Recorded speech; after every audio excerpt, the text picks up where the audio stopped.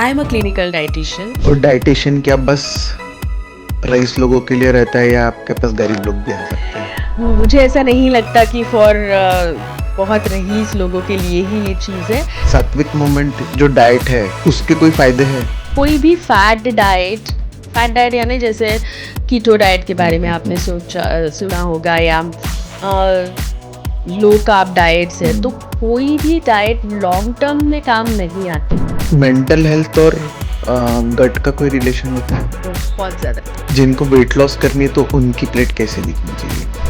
C weight loss and weight gain is a process. तो आप मुझे प्लेट बताइए इंडियन डाइट के हिसाब से, एक वेजिटेरियन डाइट के हिसाब से, एक नॉन वेजिटेरियन डाइट के हिसाब से। The most part of your plate should come from carbohydrate. Weight gaining में आपने कोई ऐसे साइकोलॉजिकल पैटर्न्स देखे हैं? मेरे पास एक पेशेंट आया था, he said क्या डिफरेंस होता है डाइटिशियन और न्यूट्रिशनिस्ट के बीच में? एकदम बहुत बढ़िया सवाल आपने पूछा है। डाइटिशियन और न्यूट्रिशनिस्ट ये दो बहुत अलग कैटेगरीज होती है। भले दोनों ही फूड के बारे में बोलते हैं, लेकिन डाइटिशियन जो होते हैं एक प्रोसेस थ्रू जाते हैं। जैसे बीएससी या कोई हेल्थ साइंस से ग्रेजुएशन होता है, फिर एमएससी होता है, इंटर्नशिप होती है, हॉस्पिटल्स में उनका ड्यूटीज़ लगते हैं, हॉस्पिटल के क्लिनिकल क्लाइंट्स के साथ उनका इंटरेक्शन होता है। तो एक पूरा पैरामेडिकल सिस्टम जो है वो तैयार होता है, उसे हम कहते हैं dietitian. So it's a process. और न्यूट्रिशनिस्ट मीन्स सर्टिफाइड कोचेस जो रहते हैं, जो डिप्लोमा या सर्टिफिकेट्स लेते हैं, 2 महीने 3 महीने 3 दिन के भी सर्टिफिकेशंस आते हैं, दोज आर न्यूट्रिशनिस्ट। तो बहुत बड़ा डिफरेंस है। तो आप जब भी चूज़ करते हैं आपके हेल्थ कोच को या डाइट कोच को, तो आपने उनकी डिग्री देखनी चाहिए, क्योंकि एक्सपीरियंस मैटर्स अ लॉट। कोई अगर खुद का डाइटिशियन बनना चाहे तो बन सकता है? डाइटिशियन नहीं बन सकता, वो न्यूट्रिशनिस्ट पक्का बन सकता है। क्योंकि मुझे लगता है खाना ऐसी चीज़ है जो हम first breath of our life to last breath हमारा चलता रहता है। कुछ भी हो जाए तो हमें पता होना चाहिए। और मुझे लगता है जैसे हम संस्कारों की बात करते हैं, तो अन्न संस्कार एक बहुत बड़ा सब्जेक्ट है। पहले सिखाया जाता था, अभी हम ग्लोबलाइजेशन के चक्कर में उसे भूल गए हैं। तो हमको अगर हमारा न्यूट्रिशनिस्ट बनना है तो हमें थोड़ा सोच के और स्मार्ट वे से ईट करना पड़ेगा, ज़्यादा कॉन्शियसली खाना पड़ेगा। कॉन्शियस बोलने से मैं कहूँगी कि रूट्स को पहचानिए। जब तक आप किस चीज से बने हैं, आप किस मिट्टी से बने हैं, इट मैटर्स। आप जिस मिट्टी से बने हो वही खाना, वही मिट्टी में उगने वाला जो खाना है, वही आपका असली फूड है, ऐसा मुझे लगता है। सो वो आपको जानना पड़ेगा। जब आप वो जान लोगे तो आई थिंक, यानी पैकेज फूड्स को अवॉइड करना चाहिए। Package food is something very different matter, packaging means, पता नहीं आपने एक टर्म सुनी है क्या, farm to plate.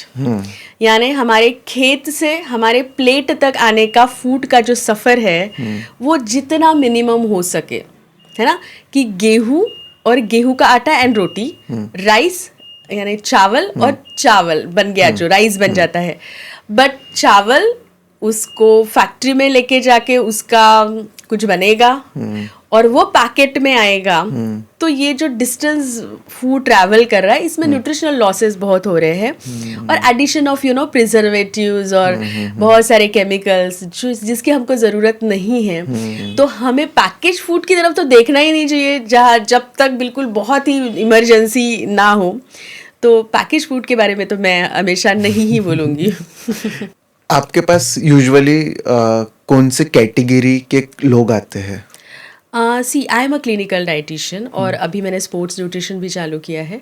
So mostly clinically जो लोग क्लिनिकल यानी डायबिटीज़ है या मेटाबॉलिक डिसऑर्डर्स हम बोलते हैं, डायबिटीज़ है, कोलेस्ट्रॉल या थायराइड है जिससे मोटापा उन्हें आया है, हाइपरटेंसिव है, इस तरह के, इवन कैंसर हुआ है, इस तरह के लोग हमारे पास ज़्यादा आते हैं। अदरवाइज न्यूट्रिशन सबके लिए ज़रूरी होता है, तो वेट लॉस, वेट गेन, ये सभी तरह के लोग हमारे पास आते हैं।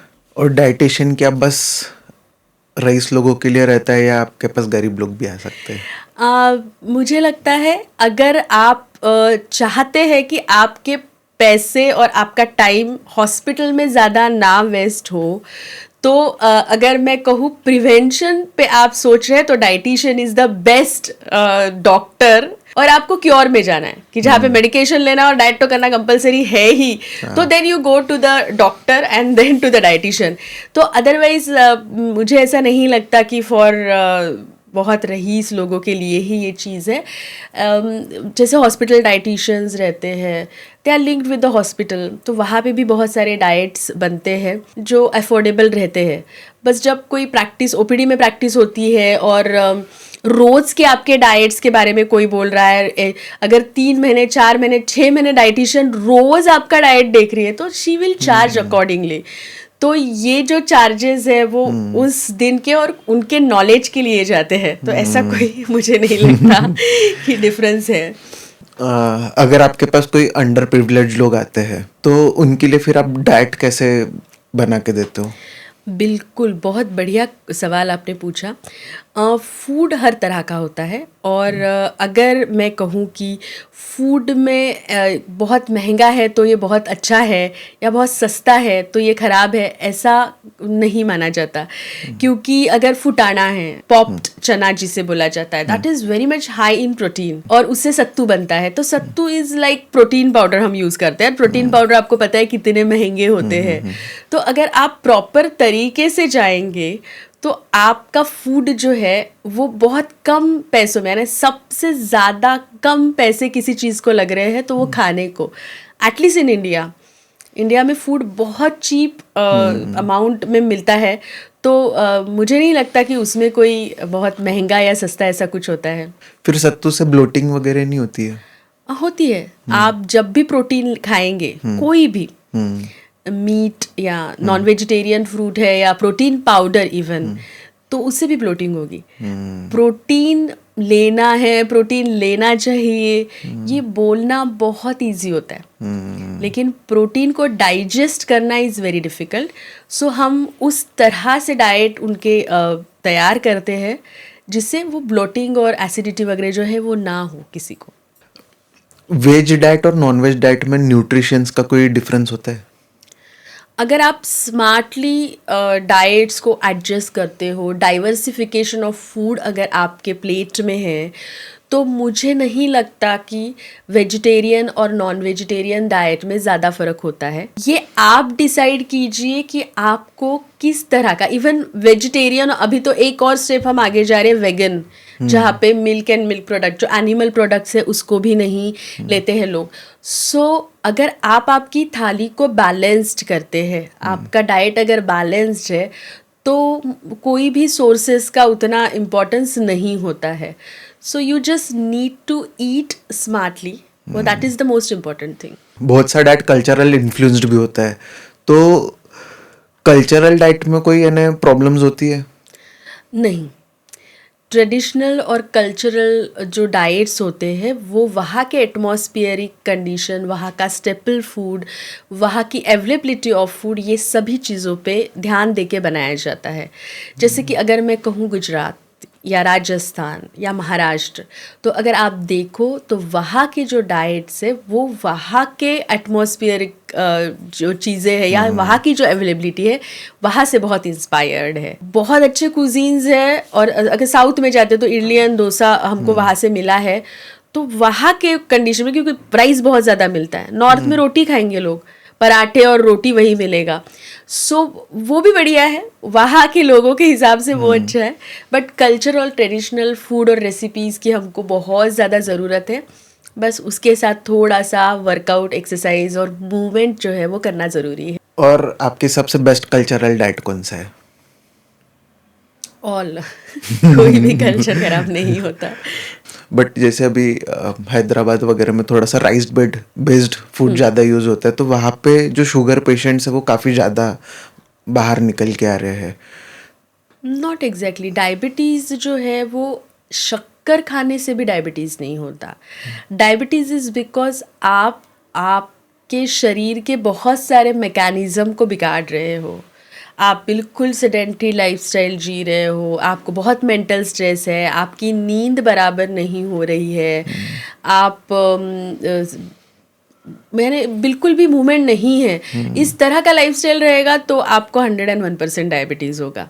लेकिन आपकी बहुत हेल्दी लाइफस्टाइल है, आप स्ट्रेस फ्री एक्टिविटीज़ कर रहे हो, नींद बराबर है, विटामिन डी इज़ गुड, तो आपको डायबिटीज़ होने के चांसेस बहुत मात्रा में कम हो जाते हैं। एंड साउथ की अगर बात करूँ तो वहाँ पे बहुत सारे डॉक्टर्स जो है इस पे काम कर रहे हैं, तो वहाँ डायबिटिक फ्रेंडली राइस भी मिलता है और पैराबॉइल्ड राइस रहता है, उसका एक प्रोसेस रहता है पैराबॉइल्ड राइस का।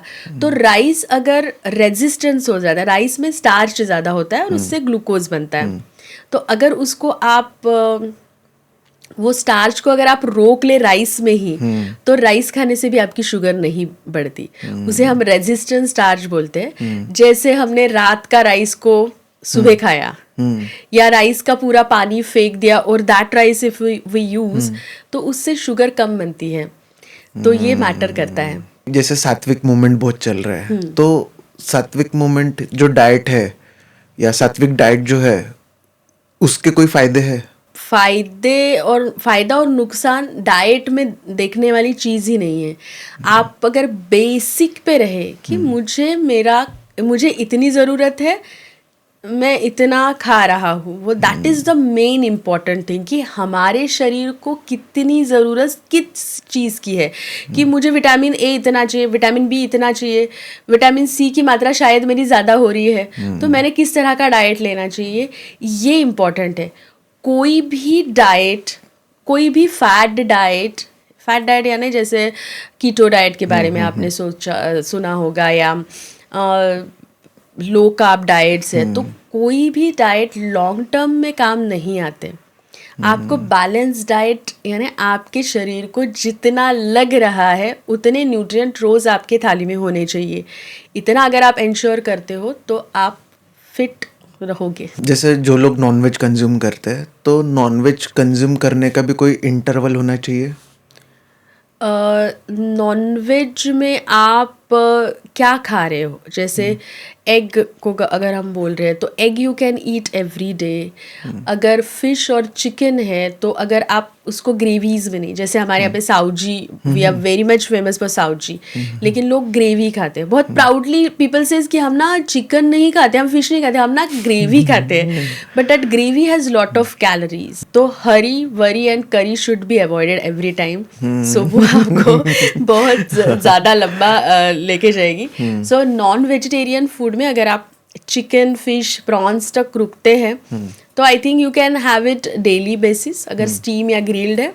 लेकिन मटन या रेड मीट पे जाते हैं तो उसके लिए हम फिर 2 to 3 months के लिए बोलते हैं, या कम खाइए, वो हमारा एक वो रहता है। तो रेड मीट और वाइट मीट में अगर न्यूट्रिशनल वैल्यू के हिसाब से देखा जाए तो कौन सा बेहतर है?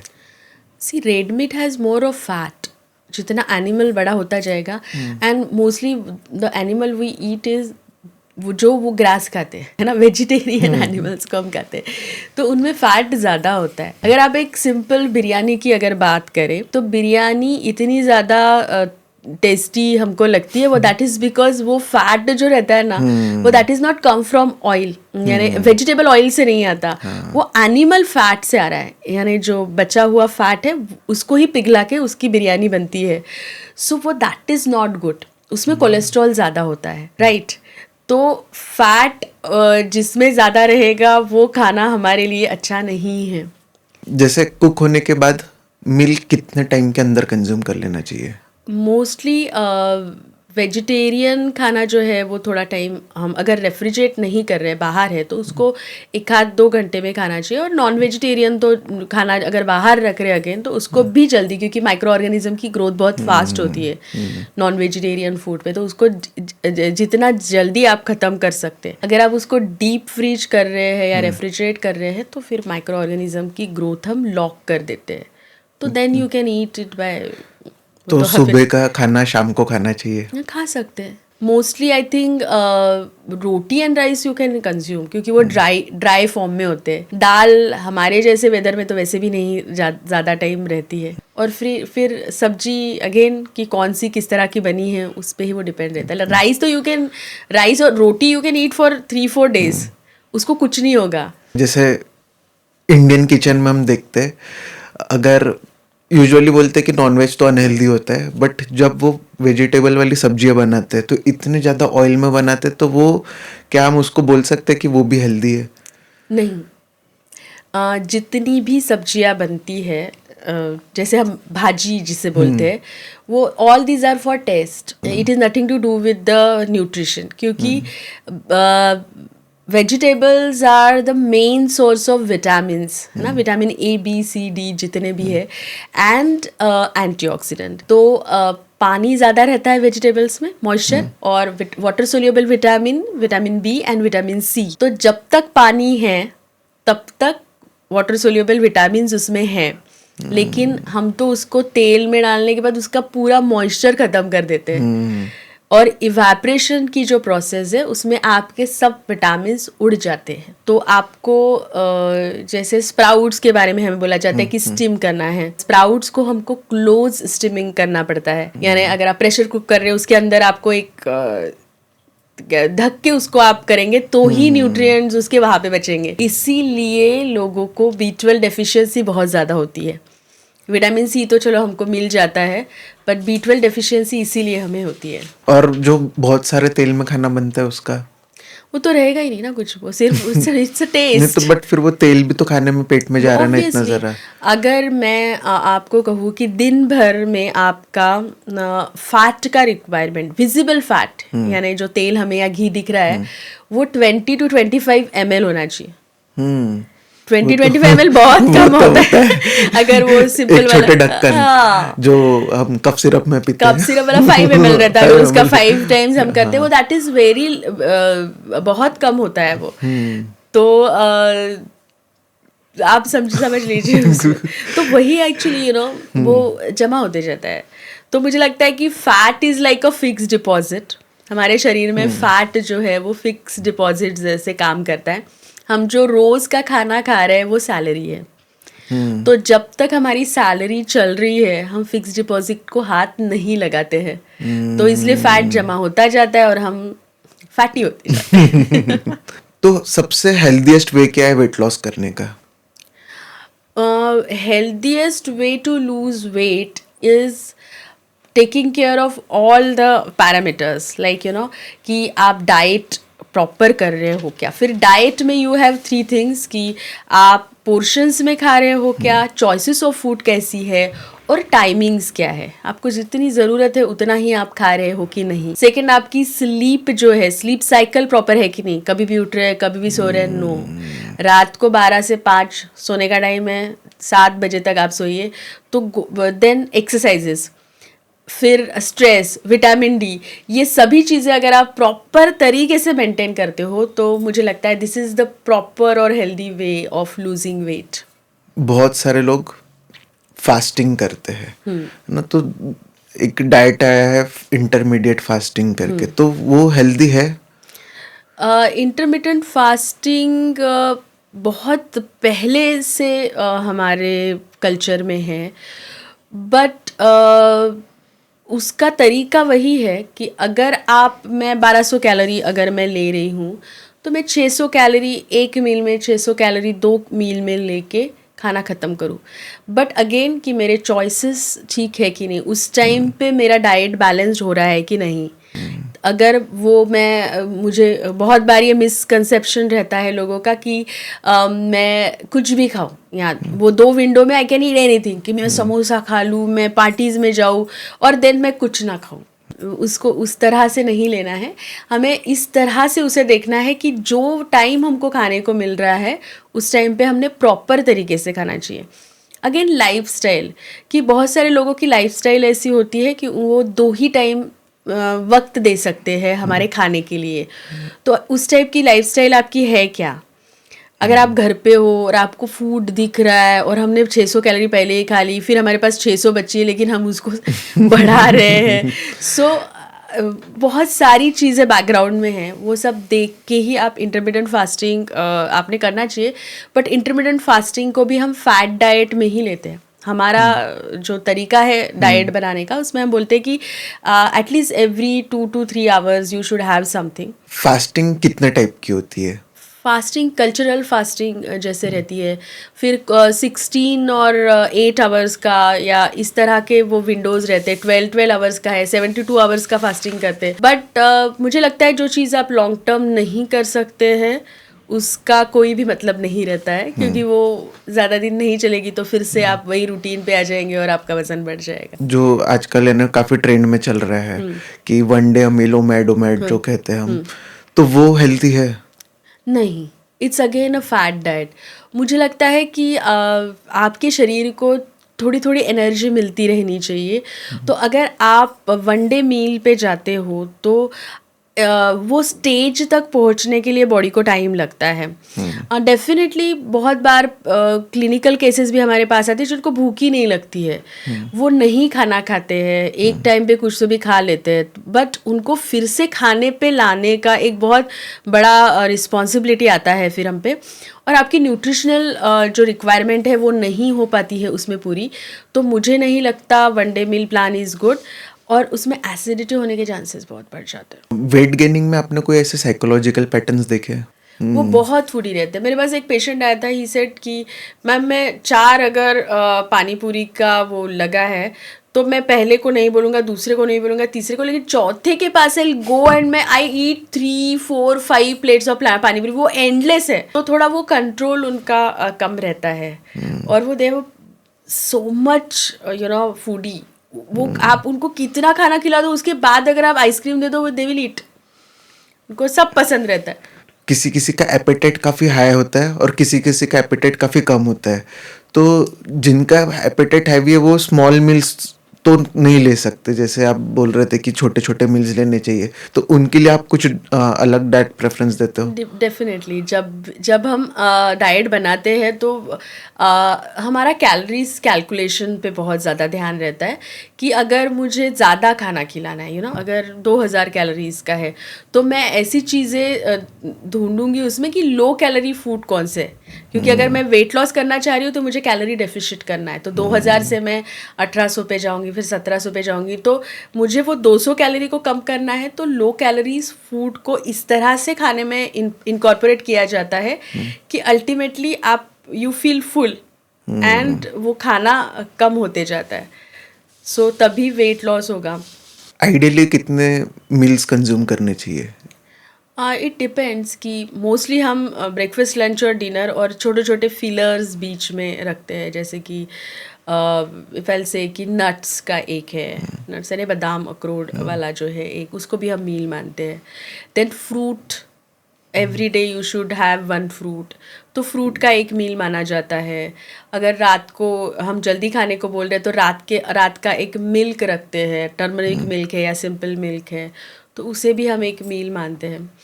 बटर मिल्क है, ये छोटे छोटे ऐसे करके हमारे 6, 7, 8 मील बन जाते हैं. अगेन अगर डायबिटिक है तो हमें उस तरह से उनको ट्रीट करना पड़ता है. जैसे मार्केट में काफ़ी टाइप के शेक्स आते हैं जो वेट लॉस के लिए हेल्प करते हैं ऐसा कहते हैं, तो उसके कोई साइड इफ़ेक्ट्स होते हैं?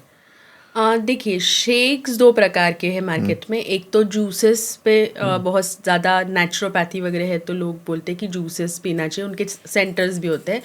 And second is nutritional supplements रहते हैं, जैसे कि प्रोटीन और एक मील रिप्लेसमेंट दिया जाता है. तो इसमें क्या होता है कि supplement are concentrated form of food. So आपको डेफिशिएंसी है और आपको सप्लीमेंट दिया जा रहा है for time being is different. But आपको डेफिशिएंसी नहीं है, आपको वेट लॉस करना है, तो कॉन्सेंट्रेटेड फॉर्म में अगर चलो सप्लीमेंट या शेक आप दे भी रहे हो तो वेट लॉस होगा, लेकिन it's not long term process. आप जिंदगी भर तो सप्लीमेंट पे नहीं रह सकते, आपको कभी ना कभी खाना खाना पड़ेगा.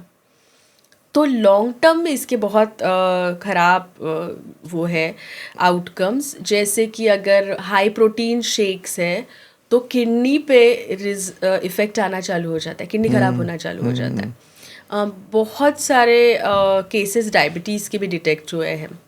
और अगर आप नेचुरल जूसेस के बारे में बात करेंगे तो विटामिन्स बहुत मिल जाते हैं, लेकिन फाइबर्स जो है वो एक बहुत इम्पॉर्टेंट फैक्टर हम मानते हैं, तो फाइबर्स मिस हो जाते हैं और प्रोटीन नहीं मिलता. अगर कोई बोलता है कि चलो मैं तो शेक्स पे ही रहूँगा तो मेरा तो वज़न वैसे ही कम हो जाएगा, डेफिनेटली वज़न कम होगा.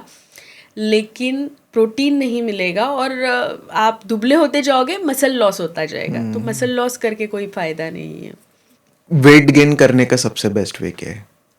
ईट। वेट गेनिंग इज समथिंग कि आपको आपकी कैपेसिटी बढ़ानी है, and weight loss is something you need to reduce your eating capacity. आपका स्टमक छोटा हो जाता है, सो ये होता है, स्टमक छोटा है, उसके ऊपर वो खा ही नहीं पाते, उसको बोलते हैं आप धीरे धीरे उसको अचीव करते हो स्टेज को, तो ये फिर लॉन्ग टर्म आपका रहता है। इसलिए diets plays an very much important role. Veg diet से हेल्दी वे में कैसे हम वेट गेन कर सकते हैं? Veg is good. See vegetarian diet में आपको कार्बोहाइड्रेट, फैट, प्रोटीन जो है वो मिक्स्ड फॉर्म में मिलता है। कि जैसा अगर मैं एग का एग्जांपल दूँ तो एग हैज़ प्योर प्रोटीन, अगर योक नहीं है तो it's a pure form of और स्टैंडर्ड फॉर्म ऑफ प्रोटीन।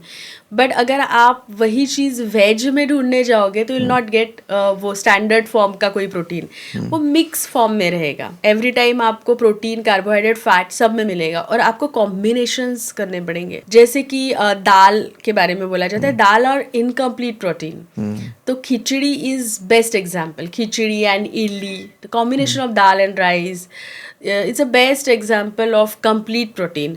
तो आपको छोटे छोटे मिक्सिंग उस तरह से करके आपके डाइट को फुलफिल और बैलेंस करना पड़ेगा। तो vegetarian diet I think is good diet, आप बिल्कुल उसको फॉलो कर सकते हैं। सत्तू से वेट गेन हो सकता है? अगर एक्स्ट्रा खाते हैं तो आपको इट्स अगेन कैलोरी उसमें ज़्यादा बढ़ानी पड़ेगी हमको, क्योंकि अगर वेट गेन वाला कोई आता है तो उसका हम बॉडी कंपोजिशन एनालिसिस करते हैं, उसमें हमें समझ में आता है कि फ़ैट कितना है, प्रोटीन कितना है, तो और कैलोरीज हमें कितना देना है, यानी बेसल मेटाबॉलिक रेट कितना है। अगर 800-900 है तो हम कैलोरीज़ को 1000-1200 तक लेके जाने की कोशिश करते हैं। और इसलिए फिर अमाउंट मैटर्स, पोर्शंस मैटर करते हैं वेट गेन में। जैसे वेट गेन करते वक्त हेल्दी फैट्स के कौन से ऑप्शंस है? All which is with fibres, like बादाम, अखरोट अगर हम बोलते हैं तो it's a healthy fat, right. Again seeds, omega 3 fatty acid रहता है, पम्पकिन सीड, वाटरमेलन सीड, ये दिस आर हेल्दी फैट, क्योंकि ये इसका ऑयल निकलता है तो जो फाइबर्स है वो अलग निकल जाते हैं, राइट। तो फाइबर के साथ अगर आप इसको खाते हैं तो आई थिंक वो that is healthy fats. Mental health और गट का कोई रिलेशन होता है? बहुत ज़्यादा है, बहुत ज़्यादा रिलेशन है। आपने कभी ऐसा व्यक्ति देखा है आपके जीवन में कि जो जिसको एग्ज़ाम है और वो ही रश टू द टॉयलेट, अरे रुक जा 1 मिनट में आ रहा हूँ, या कोई ऐसा काम करने जा रहा है स्ट्रेसफुल तो वो 50 बार जाएगा, रुक जा 1 मिनट में आता हूँ, 1 मिनट में आता हूँ। So this is the best example, mind and gut, कि कोई भी एंग्जाइटी है या कोई भी ऐसा नया काम करना है या कोई भी स्ट्रेस वाला काम है तो दे रश टू द वॉशरूम, उनके पेट में गुड़गुड़ होना चालू हो जाता है। सो बहुत बड़ा क्या रिलेशनशिप है। इवन उसको इरिटेबल बॉवेल सिंड्रोम भी बोल सकते हैं। तो इरिटेबल बॉवेल सिंड्रोम, अगर आपको बहुत ज़्यादा एंग्जाइटी है तो आपके बॉवेल मूवमेंट जो है वो बहुत ज़्यादा रहते हैं, तो उनको लूज मोशंस होते हैं, वो दे कीप ऑन गोइंग 5-6-10 बार, पता नहीं। अगर हमने उनकी एंग्जाइटी या मेंटल स्ट्रेस अगर वो सेटल कर दिया तो अपने आप उनका जो ये प्रॉब्लम है वो सॉर्ट आउट हो जाता है। फिर इसमें अल्कोहल और स्मोकिंग का भी कोई रोल होता है? यस, अल्कोहल स्मोकिंग आप ले ही रहे हो ना, अंदर ही ले रहे हो। सी फूड की ना बायोकेमिस्ट्री होती है, I think food is made up of carbon, oxygen, hydrogen and nitrogen, this 4 gases are there, and उसकी केमिस्ट्री होती रहती है अंदर। वो कार्बन ऑक्सीजन ये करके हाइड्रोजन से मिलता है तो वाटर बन जाता है, एवरीथिंग गोइंग इनसाइड बॉडी। सो आप जो भी खाओगे उसके बॉन्ड्स बनेंगे, उसका गैसियस एक्सचेंज होगा, जो ड्यूरिंग ब्रीदिंग निकलेगा, या जो गैसेस बनेंगे वो निकलेंगे, पानी बनेगा, और जो फाइबर रहेंगे वो स्टूल करके निकलेंगे बाहर, क्योंकि शरीर कोई भी चीज़ ज़्यादा टाइम अपने अंदर रखता नहीं है। सो ये साइकोलॉजी हमको समझनी पड़ेगी, केमिस्ट्री समझनी पड़ेगी, साइकोलॉजी, केमिस्ट्री, बायोलॉजी सब फूड के साथ होती है।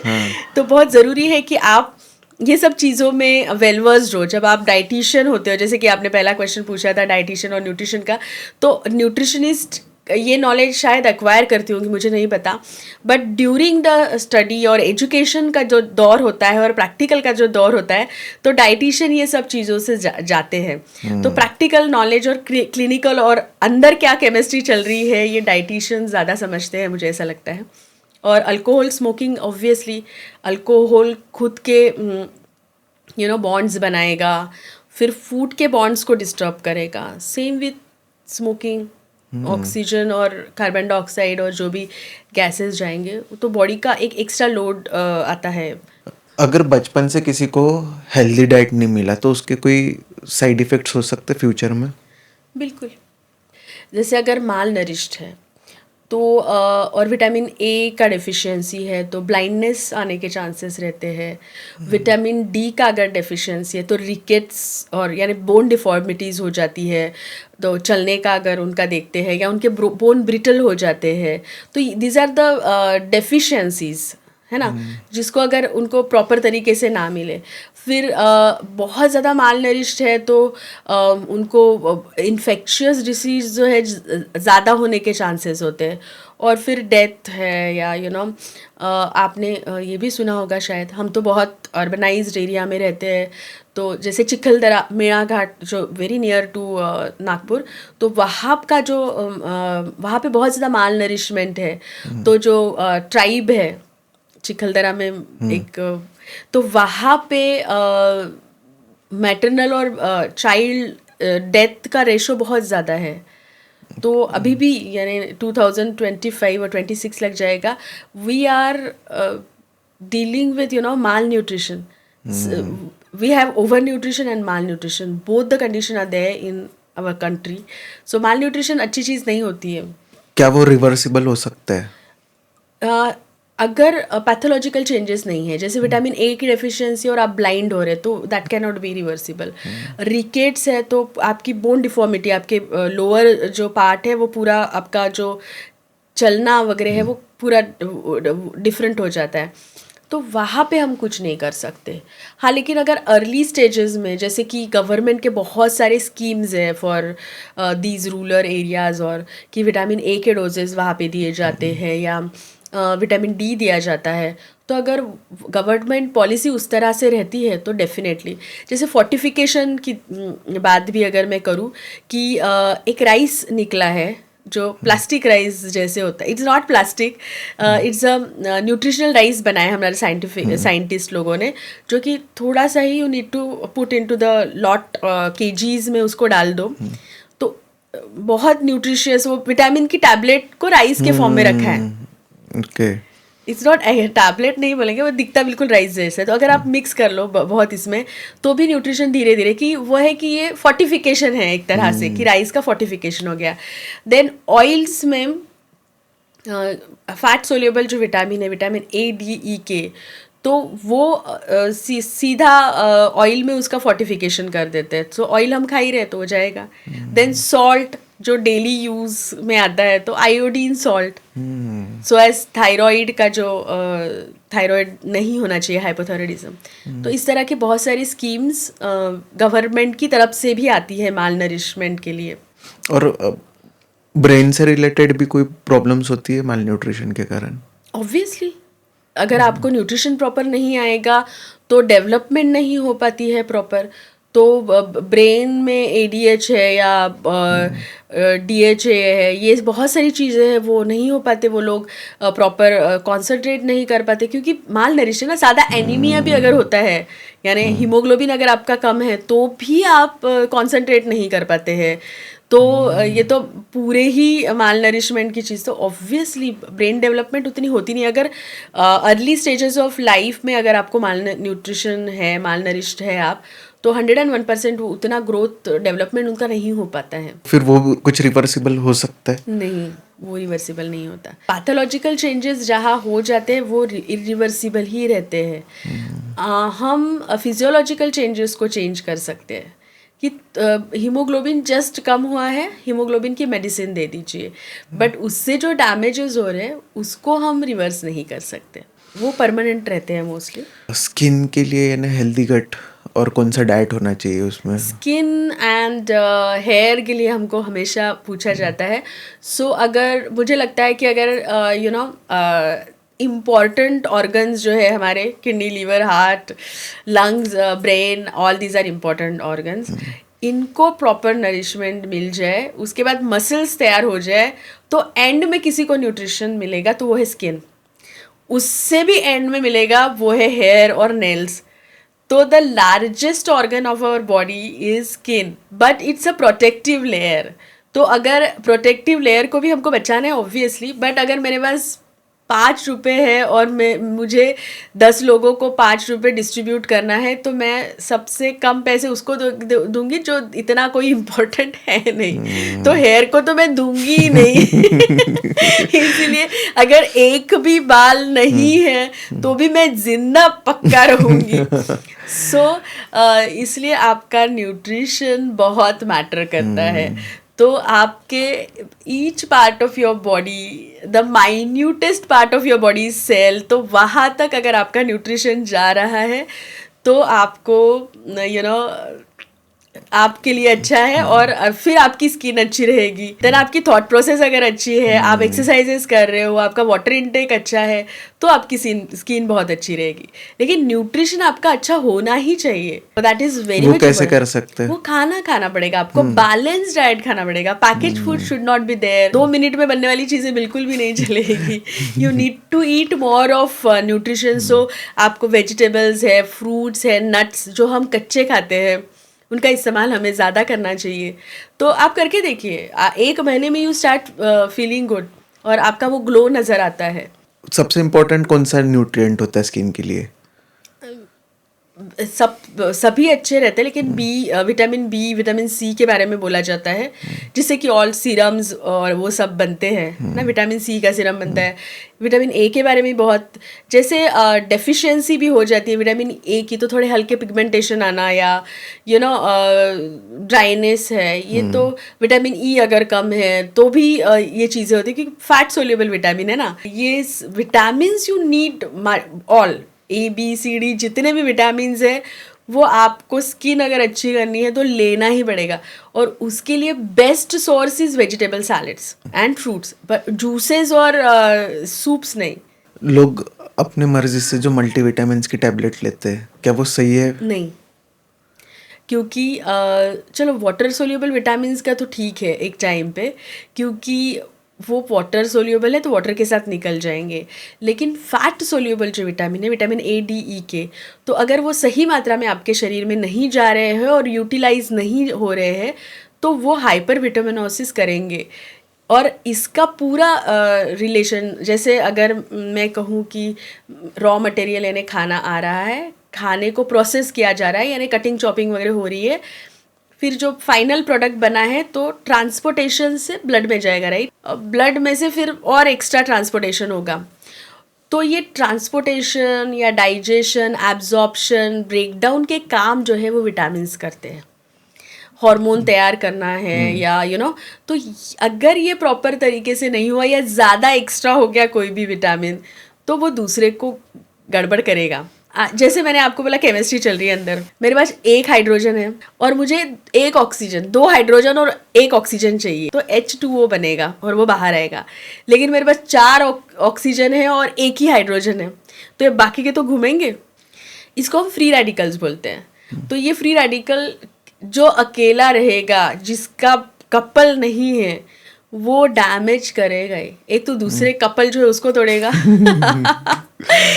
या फिर कुछ ना कुछ, क्योंकि उसको तो काम है नहीं, उसको एक तो कपल बनाना है या उसको डैमेज करना है चीज़ों को, तो वो इट स्टार्ट डैमेजिंग इनसाइड। तो कुछ भी हो सकता है इसका, कोई नोड्यूल्स हो जाए, फाइब्रॉइड हो गया है बोलते लोग, पीसीओडी हो गया है, या कहीं पे भी गठान आ गई। तो ये इसके कॉजेज हमको नहीं पता क्यों हो रहा है ये ऐसा। तो these are the free radicals, या कैंसर हो रहा है तो ये फ्री रेडिकल्स जो है ये क्या करेंगे अंदर जाके, ये किसी को पता नहीं। इसलिए you need to eat perfectly, बिल्कुल जितना चाहिए उतना ही बस। तो परफेक्ट खाने के लिए हमारी एक प्लेट होती है, तो आप मुझे प्लेट बताइए इंडियन डाइट के हिसाब से, एक वेजिटेरियन डाइट के हिसाब से, एक नॉन वेजिटेरियन डाइट के हिसाब से. Yes, see, the most part of your plate should come from carbohydrate, क्योंकि कार्बोहाइड्रेट पेट्रोल जैसा काम करता है, एनर्जी गिविंग फूड है. सो रोटी, राइस, वेजिटेबल सैलड्स, दाल, ये सभी कार्बोहाइड्रेट्स में आता है. तो हमारे खाने में रोटी और राइस, जो भी आपका स्टेपल फूड है, वो आना चाहिए. वेजिटेबल सैलड का एक बहुत बड़ा पोर्शन होना चाहिए. Then milk and milk product are for protein. तो अगर वेजिटेरियन डाइट है तो आपके थाली में दही होना चाहिए, या कढ़ी होनी चाहिए, या छाछ होनी चाहिए. एंड अगर सब्जियों के लिए या फैट के लिए अगर मैं कहूँ तो सब्जी है. तो this is a proper plate.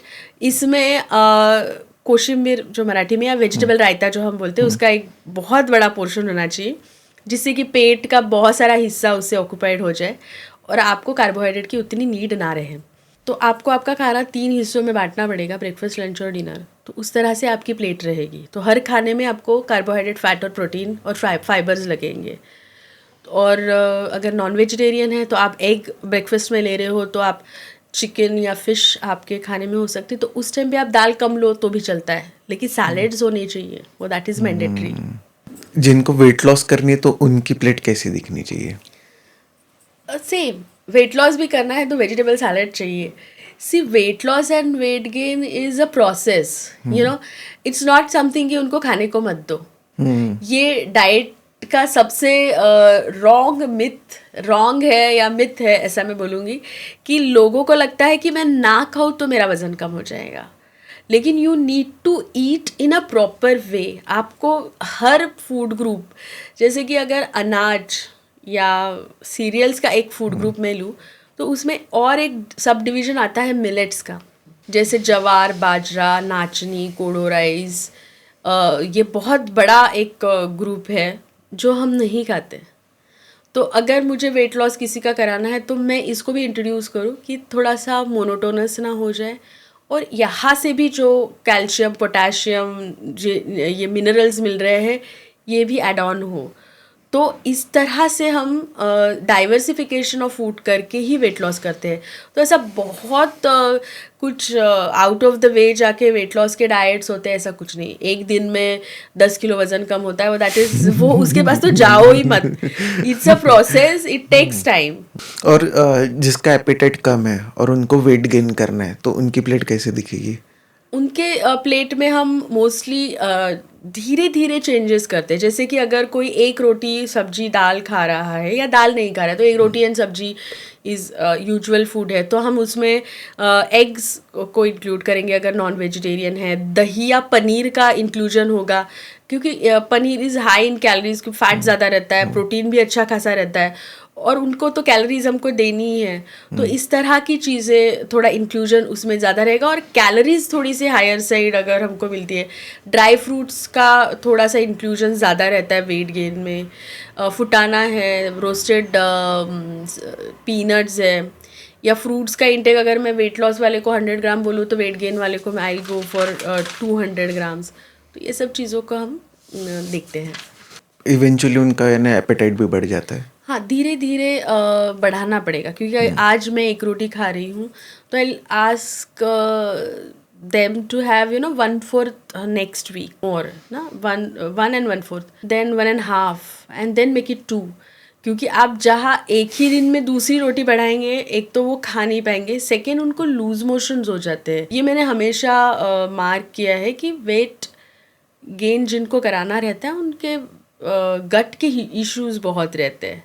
उनको बहुत सीवियर एसिडिटी रहेगी, या को लूज मोशंस रहेंगे, तो पहले हमको उसको करेक्ट करना रहता है, and then we start with the food. आप एक हेल्दी पर्सन को कैसे आइडेंटिफाई करते हो? बीएमआई से, या बॉडी फैट रेशो से, या कोई और भी मेथड होती है? हम तो मोस्टली बॉडी कंपोजिशन एनालिसिस करते हैं, जिसमें हमें आउटर जितना भी बॉडी आपका जो बना है वो कितना उसमें फैट है, कितना फैट फ्री वेट है, प्रोटीन कितना है, फैट मास कितना है, विसरल फैट कितना है, सबक्यूटानस फैट कितना है, बोन डेंसिटी कितनी है, ये सब चीज़ें हमें वहाँ से समझ में आती है। तो फिर हमें कंपोजिशन, जैसे अगर किसी का वेट 56 kg है, राइट, बट आप तो कहोगे अरे यार कितना अच्छा है 56 kg है, बट अगर आउट ऑफ 56 kgs उनका अगर 50% वो फैट पे है और 25 kg ही उनका फैट फ्री वेट है, तो ही और शी इज़ नॉट फिट। लेकिन अगर कोई 100 kg का है एंड आउट ऑफ 100 अगर उनका 80 kg वेट जो है वो मसल्स से आ रहा है और फैट है ही नहीं, तो he is very much fit दो ही हैज़ 100 kg वेट, क्योंकि मसल्स है ना, वो तो स्ट्रेंथ है उनके पास। तो हमको वेट से ज़्यादा हम फैट पे ज़्यादा ध्यान देते हैं। Then waist hip ratio is again a cardiac marker. अगर हम वेस्ट हिप रेशो को देखते हैं तो वहाँ से हमें समझ में आता है कि कार्डियक रिस्क कितनी है। तो वो एक तरीका रहता है कि इनको हार्ट अटैक आने के कितने चांसेस है। कैसे आइडेंटिफाई होता है वो? उसमें हम वेस्ट और हिप का रेशो लेते हैं और फिर मेल्स के लिए वो बिलो 9 और समथिंग है और फीमेल के लिए 0.9 0.8 ऐसा उसका रेशो रहना चाहिए। उसके अबाउ अगर रहता है तो हम उनको कार्डियक रिस्क में लेते हैं। फिर उनके लिए कोई स्पेसिफिक डाइट होता है फिर? Fat loss. Fat loss. अगर कोई पर्सन 60 kgs का है तो उसके लिए क्या आइडियल रेशो होना चाहिए अगर वो नॉर्मली उसको खाना है तो? प्रोटीन का, फैट का, फाइबर्स का, कार्ब्स का? मोस्टली जब हम बैलेंस डाइट प्लान करते हैं तो हमारा जो मेन फूड जो है वो कार्बोहाइड्रेट से आता है, तो 60-65% जो है वो कार्ब से आना चाहिए। एक 20-25% जो है वो फैट से आएगा और 20-25% प्रोटीन से आता है। अगर हम फैट लॉस के हिसाब से देखते तो फिर हम प्रोटीन देखते हैं कि हाइट के हिसाब से प्रोटीन कितना होना चाहिए, आइडियल बॉडी वेट कितना है, फिर कितना सेडेंट्री लाइफस्टाइल है या कितना वर्किंग है, उस हिसाब से हम प्रोटीन डिसाइड करते हैं। अगर स्पोर्ट्स पर्सन कोई आते हैं तो उनकी डिमांड ज़्यादा रहती है फॉर प्रोटीन और कार्बोहाइड्रेट और सब की, तो उस हिसाब से उनके डाइट किए जाते हैं। तो बहुत सारी चीज़ें बैकग्राउंड में देखी जाती है, जैसे वेदर कैसा है, लाइक विंटर में हमारे डाइट्स थोड़े अलग बनेंगे, समर में अलग बनते हैं, क्योंकि वाटर जो है शरीर बाहर, क्योंकि शरीर को ठंडा रखने के लिए उनको बाहर फेंकना पड़ता है वाटर को, लेकिन विंटर में ऐसा नहीं होता। अगर कोई घर पे कैलकुलेट करना चाहता है तो इसका कोई फॉर्मूला है? सिंपल ही है। आप क्या फॉर्मूला एग्जैक्ट बोलने से अच्छा है कि आप जो भी खा रहे हो उसमें वेजिटेबल सैलेड्स को रखिए सबसे पहले, तो वो खाइए, दैट इज़ कार्बोहाइड्रेट ओनली। फिर प्रोटीन को आपको कैलकुलेट करना पड़ेगा जितना आपका आइडियल बॉडी वेट है। अगर किसी का हाइट से 185 सेंटीमीटर है तो 80 kgs उसका आइडियल बॉडी वेट हम लेते हैं। मेल फीमेल का थोड़ा डिफरेंस रहता है, तो 80 kgs के हिसाब से 0.5 to 1 तक हम देखते हैं, 0.8 to 1 तक हम देखते हैं पर kg पर बॉडी वेट। तो उस हिसाब से अगर आप प्रोटीन कैलकुलेट करोगे तो 75 to 80 के दरम्यान कुछ तो भी आता है। अगर आप प्रोटीन कैलकुलेट कर लेते हो और उतना प्रोटीन आपको अचीव करना है तो फिर बाकी की चीज़ें आपको अपने आप कैलकुलेट करने आ जाएगी। जैसे दूध वाली कॉफ़ी या दूध वाली चाय ज़्यादा बेटर है या black coffee, black tea? Black coffee, black tea. क्योंकि see milk has carbohydrate, fat, protein and sugar. So अगर आपको वेट लॉस में जाना है और you need caffeine is very much use as a fat cutter, तो आप क्योंकि भूख नहीं लगती आप कॉफ़ी पियेंगे ब्लैक कॉफ़ी तो, और आपको कार्बोहाइड्रेट, फैट, प्रोटीन मिल ही नहीं रहा, वो that is a flavoured water, तो I think it's good for weight loss. सबसे अच्छा बेवरेज कौन सा है? कोई भी नहीं। कोई भी नहीं, वो it's depends on situation. Like you know, if I want energy और मुझे नींद नहीं आने देनी है खुद को, I keep myself you know awake, तो I go with the coffee. Black coffee, क्योंकि आप कॉफ़ी आपको सोने नहीं देगी. देन मुझे खुद को हाइड्रेटेड रखना है तो I go with the lemon water, क्योंकि विटामिन सी मुझे मिलेगा. बहुत ज़्यादा गर्मी है तो I go with the butter milk. अगर मैं जिम में जा रही हूँ and if I am a female of menopausal age, I go with the soya milk.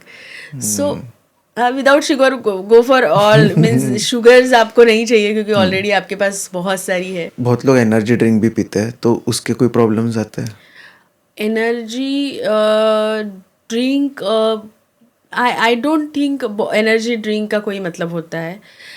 अगर नो शुगर वाले हैं तो ठीक है, फॉर द एक आध बार you can have, but otherwise continuation में अगर आप यूज़ कर रहे हैं तो उसका कोई मतलब नहीं है. Diet coke, no need of diet coke. आपके डाइट कोक में अगर स्टीविया है या कोई ऐसा शुगर फ्री यूज़ करते हैं मोस्टली, वो that is the long term में उसकी बहुत ख़राब इफ़ेक्ट्स है. तो हम क्यों ऐसी चीज़ें ले जो है ना केमिकल्स जाएंगे, तो नहीं लेना ही मुझे लगता है सही है. बहुत लोग शुगर के सब्स्टिट्यूट डाल के भी चाय बनाते हैं, जो स्टीविया हो गया है, टैबलेट्स आती है, तो वो हेल्दी है लॉन्ग टर्म पे? वो मीन्स रिकमेंडेड डोज उसका होता है. It's tablets is like medicine, तो उसका एक डोज रहता है. उसके ऊपर अगर आप उसके लिमिटेशन के ऊपर अगर लेते हैं तो वो दैट इज़ नॉट गुड. और जब कोई भी चीज़ मार्केट में आती है तो उसका एक ट्रायल होता है. जब मेडिसिन की बात मैं करती हूँ, फिर वो ट्रायल बहुत सारे लोगों पे होता है और फिर वो मार्केट में आता है. तो जब वो मार्केट में आता है तो ह्यूज मासेस पे उसका रिसर्च होता है. और जब ह्यूज में उसका रिसर्च होता है तो बहुत सारी साइड इफ़ेक्ट्स या बहुत सारे रिएक्शंस हमें बाद में पता चलते हैं. तो ये पोस्ट ट्रायल जो रिसर्च होती है ह्यूज मासेस में, उसको मार्केट में जब लाया जाता है तब हमें और उसके साइड इफ़ेक्ट समझ में आते हैं. तो जैसे बहुत सारे मेडिसिन के बारे में आपने देखा होगा कि वो कुछ दिनों बाद बैन हो जाते हैं, तो वो दैट इज़ वैसे ही कुछ दिनों बाद शायद शुगर फ्री का भी हो जाएगा. बहुत लोग ब्रेकफास्ट में जूस पीते हैं. नहीं पीना चाहिए. जब तक आपके पास दांत है, don't have drink juice. Juice is a simple carbohydrate. Whenever you want a healthy lifestyle, you should have fibers. Simple carbohydrate की ज़रूरत ही नहीं है ना. अगर फ्रूट खा सकते तो फ्रूट जूस क्यों खाएंगे? हाँ चलिए, कोई अनकॉन्शियस पेशेंट है, उसको ऑब्वियसली अनकॉन्शियस है तो उसको देना तो पड़ेगा ही कुछ ना कुछ, तो उसके स्टमक तक चीज़ें पहुँचानी है तो ठीक है जूस. हम तो अच्छे हंसते खेलते हैं तो हमको क्यों चबाने की तकलीफ हो रही है? तो you just have fruit, full fruit. और बहुत लोग वेट लॉस के लिए वो जूस डाइट भी करते हैं. वो that is again not good, क्योंकि प्रोटीन नहीं रहेगा और फाइबर नहीं रहेगा तो इसका कोई मतलब ही नहीं है. और शुगर होने के भी चांसेस बढ़ जाएंगे विद द वेजिटेबल जूसेस और फ्रूट जूसेस. चांसेस बढ़ सकते हैं, क्योंकि आपके शरीर में सिर्फ कार्बोहाइड्रेट जा रहा है और फिर carbohydrate is stored in the form of fat, और अगर फैट ज़्यादा कलेक्ट हो रहा है तो आपका मेटाबॉलिज्म वैसे ही कम हो जाता है, और मेटाबॉलिज्म कम होता है तो then you will lead to the metabolic syndromes. तो diabetes is one of the metabolic syndrome. बिल्कुल हो सकता है, बट बहुत टाइम लगेगा उसको. इंडियन मॉम्स तो बोलती है कि फिश और मिल्क साथ में नहीं पीना चाहिए, तो उससे कुछ होता है? होता नहीं है, बट बहुत सारे फूड्स का मिक्सिंग जो है हम नहीं करते.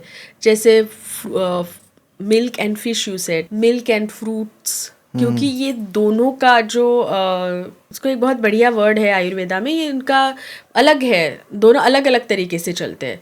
तो इनके कॉम्बिनेशन में अगर हम लेके जाते हैं इनको तो पेट में जाके गड़बड़ी होने के चांसेस है.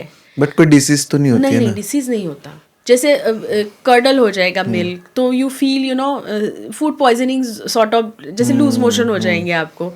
तो इस तरह की चीज़ें रहती है. जैसे बहुत बार ये सुना होगा कि दही रात को नहीं खाना है, but South Indian eats curd at night only, curd rice, curd ये कर्ड वो, बट उनके गट को वो हैबिट हो गई है. और ये मार्केट में तो फ्रूट जूस या फ्रूट शेक्स काफ़ी ज़्यादा मिलता है, तो वो सही नहीं होती है? नहीं है सही. वो एक्चुअली सब फ्रूट मिल्क के साथ नहीं जाते.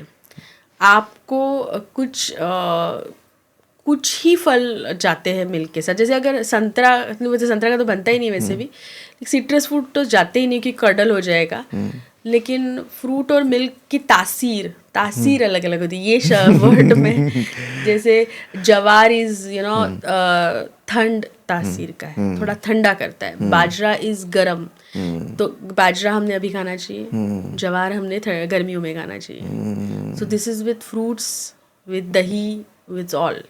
और ये बोलते कि बनाना और गुआवा के बाद पानी नहीं पीना चाहिए।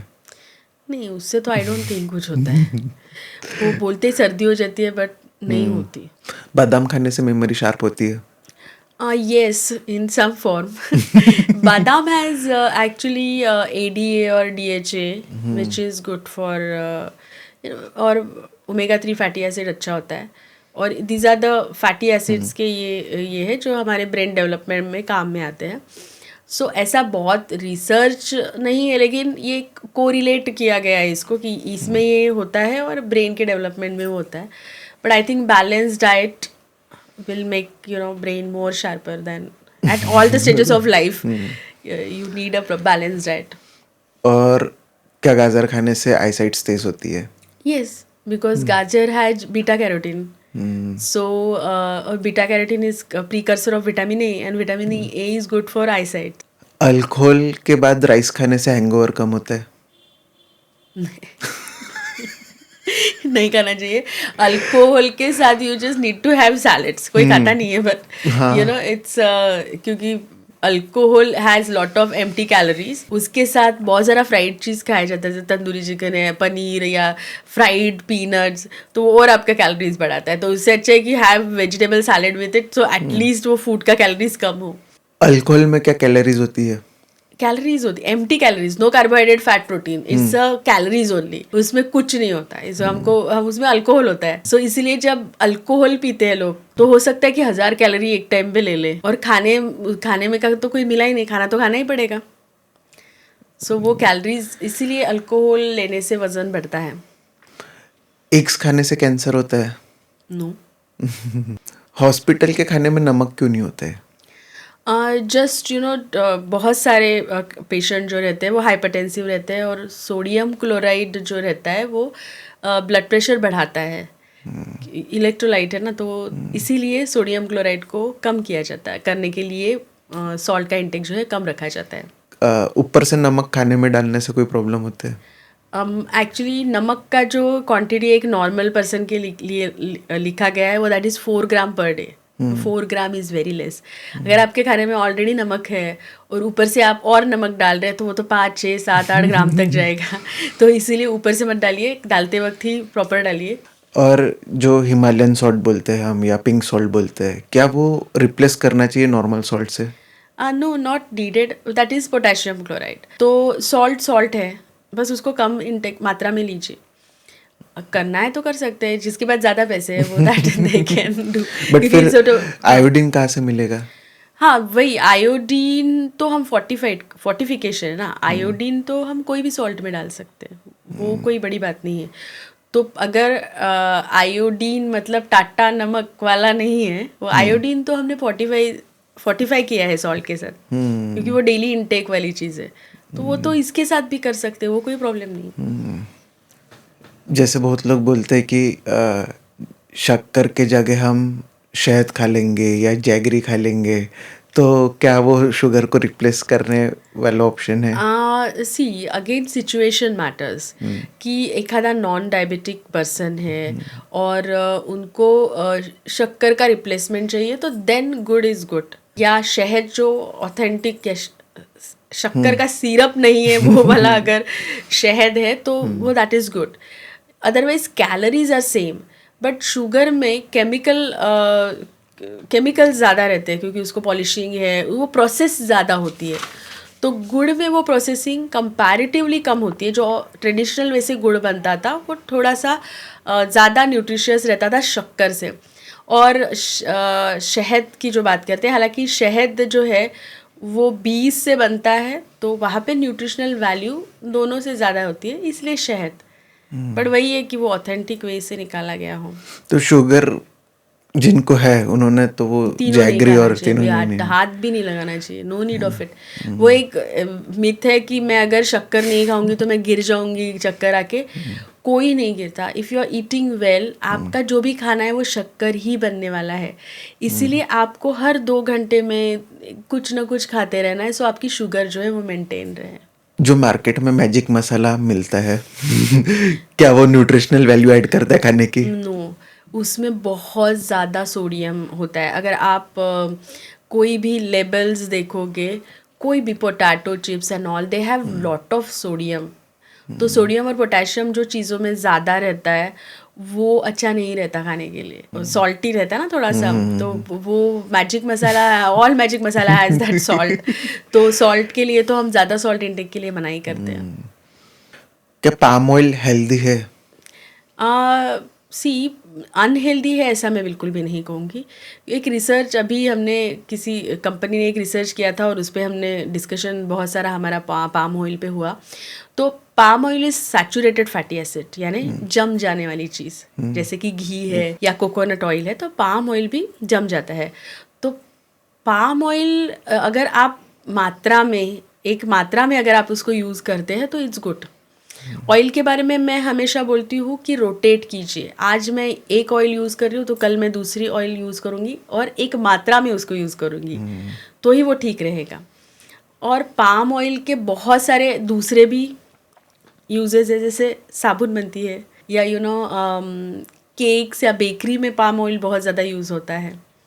तो अगर उसका न्यूट्रिशनल वो देखे तो उसमें फैट्स ही होता है, but saturated unsaturated fatty acid का जो रेशो है वो कंपैरेटिवली कोकोनट ऑयल और घी से अच्छा है। मीन्स ये जब वो रिसर्च उन लोगों ने किया और मार्केट सर्वे वगैरह किया तो उन्होंने वो चीज़ों को ये किया कि ये तो दोनों से ये बेहतर है, लेकिन हमारा ट्रेडिशनल वे ऑफ ईटिंग बोलता है कि घी ज़्यादा अच्छा है। और अगेन बहुत सारी चीज़ें रहती है बैकग्राउंड में, मार्केटिंग और वो, तो उससे एक आधा हीरो से ज़ीरो और ज़ीरो से हीरो बन जाता है। आजकल जो मार्केट में इंजेक्शंस आ रही है, ओज़ेम्पिक, मोंजारो, तो क्या ये सही है लेना?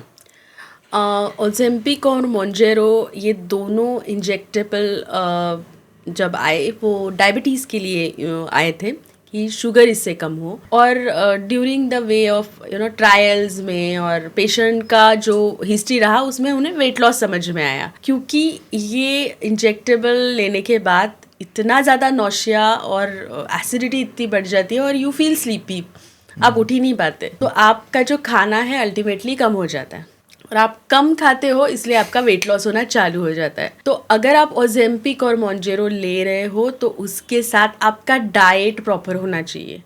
मीन्स अगर आप वेट लॉस कर रहे हो तो डाइट या हेल्दी ईटिंग या बैलेंस डाइट कभी भी नहीं छूटेगा।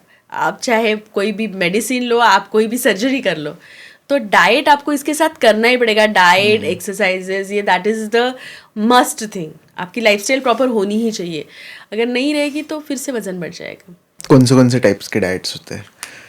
डाइट तो balance diet, keto diet, Mediterranean diet या intermittent diet, low carb diet, liquid diet, इसी तरह के डाइट्स होते हैं। बाकी अगर मेडिकली देखें तो MNT हम देखें, medical nutritional therapy, according to the diabetes का है या किडनी का पेशेंट है तो हमको उस तरह से उनके इलेक्ट्रोलाइट प्रॉपर करने हैं। या फिर राइल्स ट्यूब पे जो पेशेंट है तो लिक्विड डाइट पे है ना, तो वो पूरे क्लियर लिक्विड होने चाहिए। 2 प्रकार के टाइप है, एक तो मेडिकली न्यूट्रिशनल जैसे balance diet, semi solid diet, liquid diet, clear liquid diet. Clear liquid diet क्या होता है? क्लियर यानी सिर्फ वाटर, यानी इस तरह से। इसमें फिर हम शुगर ऐड करना, ऑयल ऐड करना है, प्रोटीन ऐड करना है ये पानी में, क्योंकि वो रहता है ना एक छोटा सा नली रहता है, ऐसे डालते और वो पेट तक जाती है। जो अनकॉन्शियस पेशेंट रहते हैं ना, राइल्स ट्यूब बोलते हैं उसको, तो उसमें इतना ही पतला जाएगा, नहीं तो ब्लॉक हो जाती है। तो कीटो डाइट जो है वो कीटो डाइट है ना, उसके कोई साइड इफेक्ट्स है? हाँ, लॉन्ग टर्म में कीटो डाइट नहीं चलेगा ना। कीटो इज़ लाइक हम कंडीशन तैयार करते हैं शरीर में डायबिटीज़ जैसी। डायबिटीज़ में शरीर कार्बोहाइड्रेट नहीं ले पाता, इसलिए इसमें शुगर बढ़ती है ब्लड में, तो फैट का यूटिलाइजेशन होता है। तो हम वैसी कंडीशन कीटो से हमारे शरीर में तैयार करते हैं कि फैट हम ज़्यादा देते हैं, कार्बोहाइड्रेट को बिल्कुल मिनिमल और प्रोटीन को नॉर्मल देते हैं. तो fat become a first source of energy और फिर फैट निकलते जाता है. ऐसा एक वो, लेकिन लॉन्ग टर्म में तो नहीं चलेगा, नहीं चलता. वो कर लिया एक पिछला 10 साल पहले कीटो का बहुत था, लेकिन उसके लॉन्ग टर्म में रिजल्ट समझ में जब आए तो फिर वो पूरा घिस गया वो डाइट. तो उसके कोई ऑर्गन्स पे भी इफेक्ट होता है फिर? एग्जैक्ट नहीं बोल सकते, लेकिन लॉन्ग टर्म में कोई रोटी राइस बिल्कुल नहीं खा रहा है, मिठाई नहीं खा रहा है, वो सिर्फ पनीर चिकन और सोया कितना खाएगा. और बहुत अलग है ना, आप कहाँ उसको मेंटेन करेंगे, वो इज़ डिफ़िकल्ट. तो कीटो इज़ वेरी डिफ़िकल्ट. और उसके साइड इफ़ेक्ट भी बहुत फिर चालू हो गए थे. डायबिटीज़ के लिए बोला गया था कि बोल रहे थे लोग कि डायबिटीज़ शुगर निकल जाती है नॉल, बट वो नहीं कंट्रोल हो रहा था. फिर वो कीटो एसिडोसिस वगैरह होने के चांसेस भी बहुत बढ़ गए थे उसके. और इंटरमीडिएट फास्टिंग? इंटरमीडिएंट में you can go with intermediate. It's not जैसे बहुत सारे लोग तो अननोइंगली इंटरमीडिएंट फास्टिंग करते हैं. 2 ही टाइम खाते हैं, एक सुबह खाते हैं, एक रात को खाते हैं, दोपहर में कुछ नहीं खाते. सो इंटरमीडिएंट फास्टिंग एक तो कल्चर में भी है बहुत सारे लोगों के, और आप ऐसे भी करोगे तो बस एसिडिटी वगैरह होने के चांसेस उसमें बढ़ जाते हैं. बट जिन लोगों को ज़रूरत नहीं है फिर भी खाने की आदत रहती है, जैसे कि मैं बैठी हूँ, मुझे भूख नहीं लगी है, फिर भी मैं कुछ ना कुछ खाऊंगी, है ना. जोमेटो पे मैंने देख लिया कि, या स्विगी पे मैंने देख लिया कि 49 रुपीज़ में मुझे कुछ से भी मिल रहा है, मुझे भूख नहीं है but I will order it. तो इस टाइप के लोगों के लिए इंटरमीडिएट फास्टिंग इज़ गुड, क्योंकि वो उनका माइंडसेट बन जाता है कि मुझे यहाँ पे खाना है और मुझे यहाँ पे, तो एक बार खा लिया तो बीच में तो मैं खा ही नहीं पाऊंगी ना, कितने भी बहुत बढ़िया स्कीम या कुछ हो. तो उनके लिए I think intermediate is good, but again it's a fat diet, उसको लॉन्ग टर्म में आप नहीं कर सकते. ऐसा क्यों? क्योंकि एसिडिटी होती जाएगी, यू नो. हमको एक बार काम दे दिया, हमने हमारा काम, जैसे मैं कोई ऑफिस में काम कर रही हूँ, मैं 10 बजे जा रही हूँ, 10 बजे मुझसे पूरा काम करा लिया, फिर 10 से 8 मैं बैठी हूँ, कुछ नहीं कर रही हूँ, फिर 8 बजे मुझे ओवरलोड कर दिया कि नहीं ये काम ख़त्म करो. तो ऐसा ही शरीर के साथ होता है. तो इंस्टेड ऑफ डूइंग दिस, आप थोड़ा काम आपके गट को, स्टमक को, सब चीज़ों को दो, तो वो वर्किंग में रहेंगे. और जैसे बहुत सारे आयुर्वेदास और इसमें ये बोलते हैं कि आपको अगर अपना बायोलॉजिकल एज कम करना है तो आपको अपने ऑर्गन्स को फ्री रखना पड़ेगा. अगर वो अननेसेसरीली खाना खाते ही यानी पचाने में ही यूज़ करेगा तो वो खुद की रिकवरी पे काम नहीं कर सकता है. नहीं, वो इट्स ट्रू कि आपके अगर ऑर्गन सही है तो आप यंग हो. यानी एक इंसान जिसको डायबिटीज़ है और एक को नहीं है, तो डायबिटीज़ आपके ऑर्गन को ख़राब करते जाएगा, राइट. कि शक्कर जमा होती जाएगी. तो ऑर्गन का काम ही है ना, अगर ऑर्गन अपना काम नहीं करेगा तो वैसे वो सेडेंटरी लाइफस्टाइल में जाएगा, वो तो सो जाएगा, बोले काम ही नहीं है मुझे तो कीपिंग ऑर्गन हेल्दी इज़ कि आप बैलेंस डाइट उसको दो, प्रॉपर अमाउंट में चीज़ें दो. एक्स्ट्रा काम ही है ना, आप एक्स्ट्रा ऑयल खा रहे हो, आप एक्स्ट्रा फैट खा रहे हो, आप खाते ही जा रहे हो, तो वो अच्छा नहीं है ना. जिसकी ज़रूरत नहीं है उसे ज़्यादा आप किसी को दोगे तो उसको स्टोर करने का भी दिक्कत आएगा ना. और एक ऑर्गन अपना काम बराबर नहीं करेगा तो दूसरा अल्टीमेटली ख़राब करेगा, फिर तीसरा ख़राब होगा, फिर चौथा ख़राब होगा. तो ये तो लिंक है. तो इसीलिए आप थोड़ा मार्जिन में प्रॉपर तरीके से काम देते जाओ तो वो ऑर्गन अपने काम में रहेंगे, ऐसा मुझे लगता है. बाकी इंटरमिटेंट फास्टिंग ख़राब नहीं है, पर लॉन्ग टर्म में उसका देखा जाए तो एक बहुत बड़ा साइड इफ़ेक्ट है ना, एसिडिटी हो जाती है. और क्या बीपी वगैरह भी शूट होती है उससे? एग्जैक्टली हम नहीं कह सकते. अभी किसी का लाइफस्टाइल किस तरह से है कि उसको 1-2 टाइम खाना इनफ है, एक 7-8-10 घंटे का गैप है बीच में, वो दैट इज़ ओके. पानी वो पी रहा है in between properly, flavoured water है, जैसे टी है. इंटरमिटेंट फास्टिंग में in between black T, green tea चलता है. तो ये सब चीज़ें अगर जा रही है, थिन बटर मिल्क ले रहे हैं, वेजिटेबल सैलेड्स भी वहाँ पे चलते हैं, तो अगर ऐसी चीज़ें बीच बीच में ले रहे हैं तो वो काम करते रहेगा ना. एटलीस्ट पानी भी आप हर आधे घंटे में या इसमें दे रहे हो, आधे घंटे 15 मिनट में, तो भी चलेगा, बट कुछ लोग तो पानी भी नहीं पीते, एक गिलास पानी दिन भर में पीने वाले लोग भी पता है हमको। सो वहाँ पे एसिडिटी होगी, क्योंकि वो ज़रूरी, मैंने वो इट्स अ मैकेनिज्म, हम उसको कुछ नहीं कर सकते। या ऐसा भी बोल सकते हैं हम कि जैसे एपेटाइट साइज के हिसाब से भी उन्होंने चूज करना चाहिए। किसी का जैसे छोटा एपेटाइट है तो उन्होंने शॉर्ट टर्म में खाना चाहिए, बट किसी का एपेटाइट एक ही टाइम में वो ज़्यादा खाना खाते हैं तो उन्होंने इंटरमीडिएट फास्टिंग करनी चाहिए। ऐसा हम कर सकते हैं सिचुएशन के हिसाब से, बट वही है, फिर कैपेसिटी कभी कम होगी ही नहीं, बहुत ज़्यादा खाएंगे तो। अगर जिनकी ज़्यादा एपेटाइट है, जैसे आप बोल रहे हैं, उनका वेट लॉस करना है, तो उनको वेजिटेबल सैलेड का पोर्शन बढ़ा दीजिए, तो उनके पेट में वो बहुत टाइम तक पड़ा रहेगा वेजिटेबल सैलेड। और थोड़ा रॉ रहता है तो उसको डाइजेशन में थोड़ा टाइम लगता है, और चबाएंगे फिर वो पेट में जाएगा, वो मिक्सर में, वो सब प्रोसेस आपकी लॉन्ग होते जाएगी। और एक वॉरियर डाइट भी है। एक वॉरियर डाइट ऐसा होता है कि सुबह रॉ फूड खाओ और शाम को हैवी मील करो, तो ये सही है? बैलेंसिंग अगर हो रही है तो सही है कि कार्बोहाइड्रेट, फैट, प्रोटीन प्रॉपर तरीके से आपके हर मील में जा रहा है, आपकी कैलोरीज और आपकी न्यूट्रिशनल रिक्वायरमेंट अगर वो फुलफिल कर रहा है तो ठीक है। बट वही है कि आप इसको कितना, हर जगह आप उसको फॉलो कर सकते हैं क्या, अवेलेबिलिटी है क्या उस टाइप के फूड की। फिर डिसिप्लिन बहुत मैटर करता है, आपको हर टाइम वो चीज़ करते रहना चाहिए।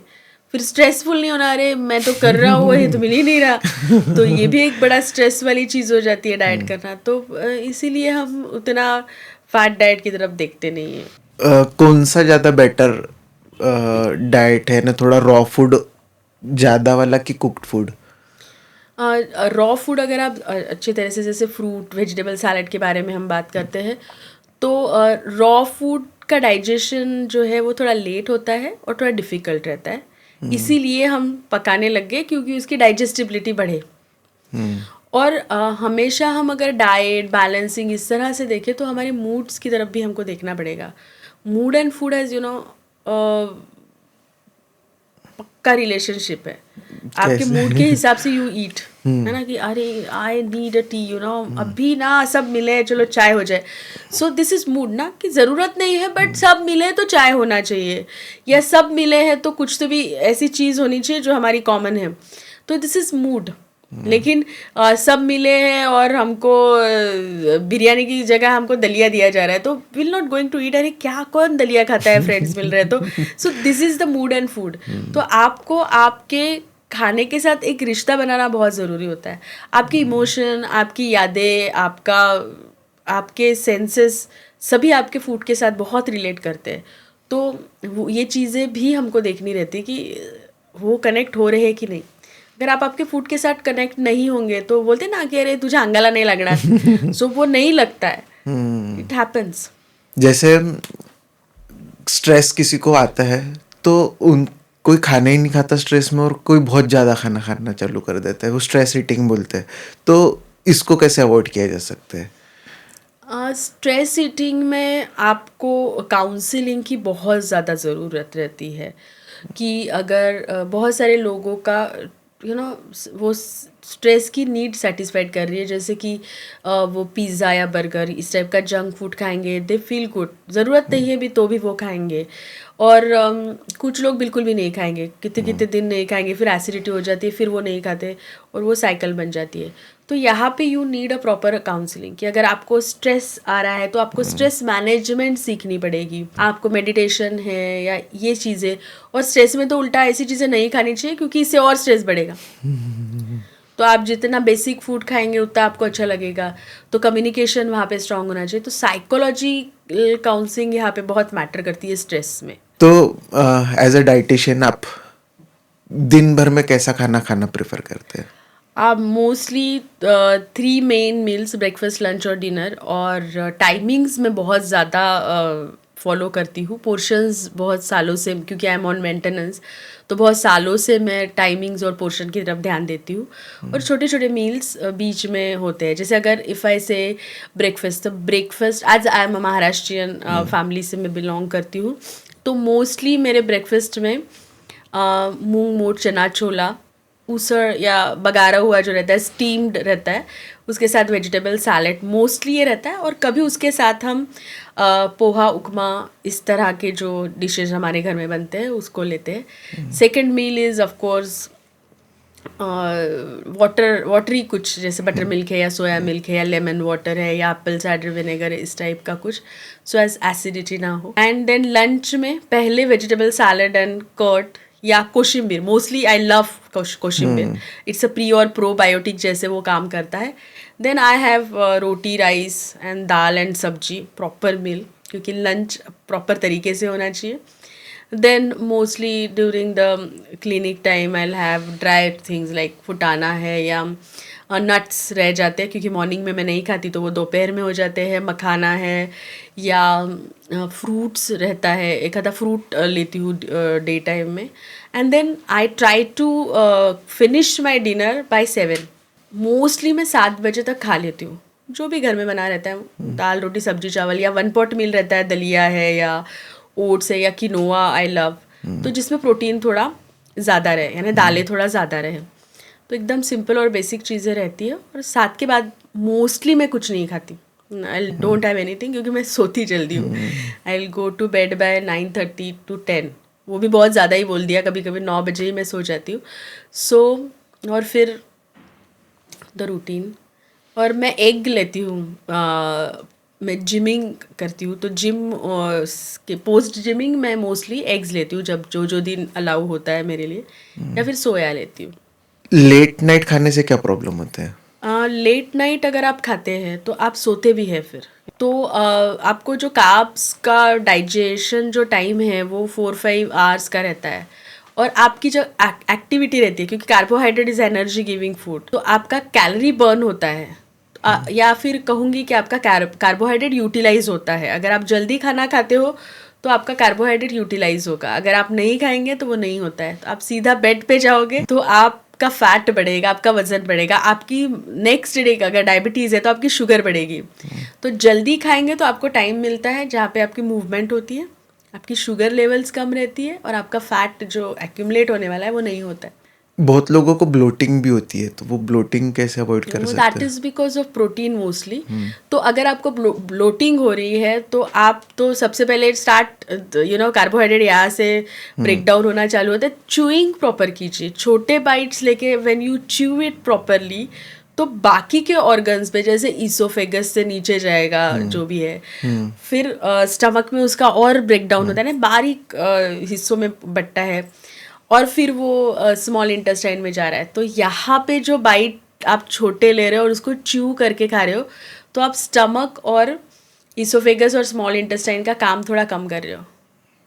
तो जितना टाइम आपका फूड आपके पेट में रहेगा, क्योंकि उसको बारीक करने को उसको टाइम लगेगा बेचारे को, तो वो फिर वहाँ पे गैस फॉर्मेशन होगा एंड यू फील ब्लॉटेड। तो अच्छा है कि उसको एकदम बारीक करके खाओ, 32 टाइम्स चबा के खाओ। तो इसीलिए बोला जाता था वो 32 टाइम चबा के खाओ। और फिर मूवमेंट, व्हेन यू मूव आपका स्टमक भी आपके साथ मूव होगा, आपका पेट भी मूव होगा, तो प्रोसेस जो है वो फास्ट होगी। एक बैलेंस डाइट, एक आइडियल बैलेंस डाइट जो हर कोई फैमिली अफोर्ड कर सके, ऐसी मुझे। डेफिनेटली मॉर्निंग में आप नट्स, वाटर से स्टार्ट कीजिए, नट्स आप लीजिए, बादाम अखरोट ले सकते हैं, अंजीर, मनुका, इस टाइप के नट्स ले सकते हैं। फिर you go for the protein वाला ब्रेकफास्ट आपका हमेशा होना चाहिए, तो उसमें स्प्राउट्स हो सकते हैं, आपका जो ट्रेडिशनल उपमा, पोहा, इडली, डोसा, ओट्स, इस तरह का कुछ छोटा सा जिसमें वेजिटेबल्स ज़्यादा हो, या फिर एग और ऑमलेट, इस तरह से। ब्रेड वगैरह को अवॉइड कीजिए। फिर आप अगर दोपहर का गैप है लंच और ब्रेकफास्ट में बड़ा, तो आप वहाँ पे फ्रूट ले सकते हैं या बटर मिल्क ले सकते हैं। चिया सीड इज़ गुड, आप सोक्ड चिया सीड ले सकते हैं। लंच में आपको सैलेड्स भरपूर मात्रा में लेना है, और फिर वो खाने के बाद जितनी भूख बची है उसमें आइदर राइस और रोटी को चूज़ कीजिए, या फिर जवार, बाजरा, नाचनी, मिलेट्स को आप यूज़ कर सकते हो, उसमें भी थोड़ा प्रोटीन ऑन हायर साइड रखिए, जैसे पनीर है या चिकन आप ले सकते हैं। फिर दोपहर का से लेके लंच तक का बहुत बड़ा गैप हो जाता है, उसमें आप ग्रीन टी, ब्लैक कॉफ़ी, या मखाना है, फुटाना है, या फ्रूट्स या सीड्स, इस तरह से वाटरमेलन, पम्पकिन सीड वगैरह ले सकते हैं। और फिर रात का आप जल्दी लीजिए, वो भी पनीर या प्रोटीन होना चाहिए उसमें, चिकन हो सकता है, स्टीम चिकन हो सकता है, फिश हो सकती है, थोड़ा हाई प्रोटीन हो जाएगा। बट वेजिटेबल सैलेड्स तीनों मील में लेना है आपको, वो दैट इज़ कंपलसरी। एक वेजिटेबल सैलेड्स की रेसिपी भी बता दीजिए। बहुत बढ़िया सीज़न चल रहा है अभी विंटर का, तो लोग सैलेड्स जब भी हम बोलते हैं तो उनके दिमाग में ककड़ी, टमाटर, गाजर, beet. So instead of that you can put आप मेथी ले लो, उसको अच्छे से बारीक कट करो, उसमें टमाटर, प्याज, ग्रीन ओनियन डाल दो, और ग्रीन मिर्ची जो रहती है उसको प्रॉपरली उसको हाथ से उसको मिक्स करो, नमक डालो, एक नंबर उसको घोलना या ऐसा कुछ नहीं बोलते। बहुत सारे एक्चुअली रेसिपीज़ है, बट विंटर में ये मुझे अच्छी लगती है। देन तुरीचे दाने एंड ग्रीन मटर तो बहुत लोग खाते हैं, लेकिन इसका भी सैलेड बन सकता है।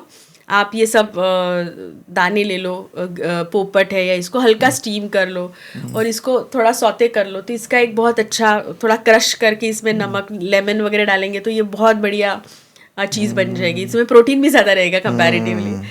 तो बहुत सारी चीज़ें आप बना सकते हैं, बस उसको रॉ खाना है आपको, ये याद रखिए।